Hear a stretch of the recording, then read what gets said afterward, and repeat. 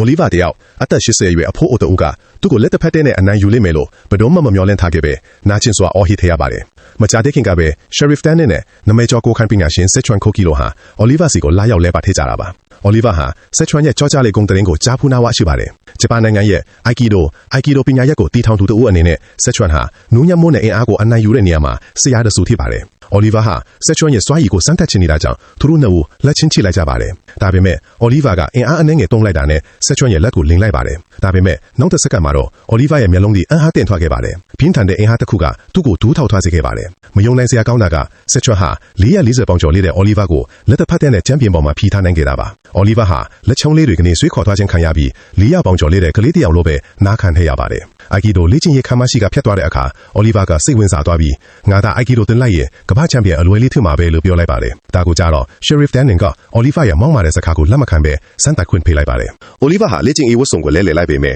အကြီးဆုံးဝတ်စုံကတော့သူ့အတာကျက်နေခဲ့ပါတယ်ဒါကြောင့်လက်စွပ်တွေကိုဆော့ဖျက်ပေးလိုက်ရပါတယ်ပွဲဆက်တဲ့အခါ Oliver ရဲ့ပထမဆုံးပြိုင်ဘတ်ဟာထိပ်ပြောင်တဲ့လူတစ်ယောက်ထူပြီး Oliver ရဲ့ကောလာကိုလာဆွဲပါတယ် Oliver ကလည်းပြန်ဆွဲလိုက်တဲ့အခါ Oliver ရဲ့ကြွတောင်းနဲ့ယုံကြွလာပြီးထိုလူကိုအင်အားတက်နဲ့ပြီးချေမှုန်းပေးလိုက်ပါတယ်နောက်ထပ်6ပင်ကလက်မကျော်အရက်ရှိတဲ့လူတစ်ယောက်ထွက်လာတဲ့အခါမှာလေ Oliver ကထိုလူကိုကောလာကနေကင်ပြီးအယုတ်တယုတ်လိုလှက်ပတ်ပေးလိုက်ပါတယ် Oliver အတွက်တော့အဲ့ဒီလူဟာအမိုက်ထုတ်ကြီးတစ်ခုလိုပါပဲမယုံနိုင်စရာကောင်းလောက်အောင်1000ပေါင်ကျော်လေးတဲ့လူကြီးကိုအခန်းတစ်ဖက်ကိုလွင့်ထွက်သွားအောင်ပြပောက်လိုက်ပြီးပွဲကြည့်ပရိသတ်တွေကိုအံ့အားသင့်စေကအနိုင်ရရှိသွားခဲ့ပါလေနောက်ထပ်6ပင်9လက်မကျော်အရက်ရှိတဲ့လူတစ်ယောက်ထွက်လာတဲ့အခါမှာလေ Oliver ကထိုလူကိုကောလာကနေကင်ပြီးအယုတ်တယုတ်လိုလှက်ပတ်ပေးလိုက်ပါတယ် Oliver အတွက်တော့အဲ့ဒီလူဟာအမိုက်ထုတ်ကြီးတစ်ခုလိုပါပဲမယုံနိုင်စရာကောင်းလောက်အောင်1000ပေါင်ကျော်လေးတဲ့လူကြီးကိုအခန်းတစ်ဖက်ကိုလွင့်ထွက်သွားအောင်ပြပောက်လိုက်ပြီးပွဲကြည့်ပရိသတ်တွေကိုအံ့အားသင့်စေကအနိုင်ရရှိသွားခဲ့ပါတယ်